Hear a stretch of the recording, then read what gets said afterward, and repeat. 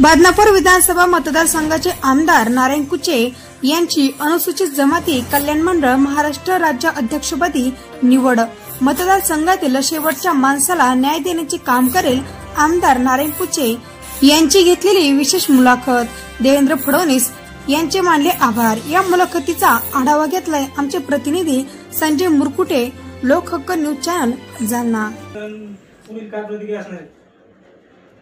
खरं म्हणजे मी या महाराष्ट्राचे यशस्वी मुख्यमंत्री आदरणीय देवेंद्र फडणवीस साहेब, आमचे प्रदेशाचे अध्यक्ष बावनकुळे साहेब आणि कार्यकारी अध्यक्ष रवींद्र चव्हाण साहेब यांचा मनापासून आभार मानतो आणि त्यांना धन्यवाद देतो। बदनापूर विधानसभेच्या जनतेने मला तिसऱ्यांदा निवडून दिलं आणि दिल्यावर त्यांना वाटलं असं हा योग्य आहे म्हणून मला अनुसूचित जाती कल्याण विधिमंडळाचा अध्यक्ष करण्याचं काम पार्टीने केलं। मी समाजाच्या शेवटच्या माणसाला न्याय देण्यासाठी काम करणार आणि विश्वासार्हता मी एवढंच मी आजच्या प्रसंगी सांगतो। आपली जे अध्यक्षपदी निवड केलेली समजा आपल्याला कोणत्या कामाच्या ठिकाणी जबाबदारी देण्यात आलेली नाही। असं असतंय, जो अनुसूचित जातीमधला जो फंड असतो तो फंड पूर्ण वितरित होता का, काही अनुशेष भरला का, काही जिल्हा मध्यवर्ती बँक अशा काही असतात त्या अनुशेषच भरलेला नसतो नोकरीच्या संदर्भातला।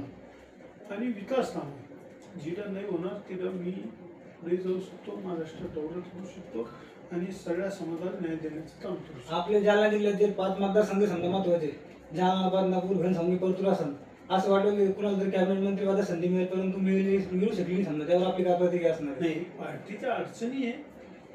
जास्त संख्या निवडून आल्यानंतर 2/3 बहुमत मिळाल्यानंतर पार्टीला येतो, त्याच्यामुळे माझ्यासारखे तिसऱ्यांदा निवडून येणारे भाजपमध्ये 90 आमदार म्हणजे काही हे नाही। आणि मग त्याच्यातल्या सगळ्याला संधी मिळणारच आहे। आज नव्हते पार्टी सगळ्याला न्याय देते, मला थोडंफार न्याय मिळाला, संतोष भाऊ दानवे यांना न्याय मिळाला, असं आम्हाला भविष्यातही न्याय मिळेल अशा अपेक्षेने आपण काम करीत राहू, पार्टी न्याय देईल।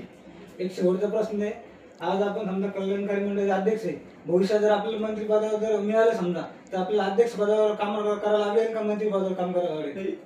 मंत्री जर झाले तर या विधिमंडळाच्या कमिटीचा अध्यक्ष राहता येत नसतं, त्याच्यामुळे आता भविष्यात पार्टी जी जबाबदारी देईल ती दिली। आता ही जबाबदारी दिली, काम व्यवस्थित करायचं, लोकांना न्याय द्यायचा। धन्यवाद।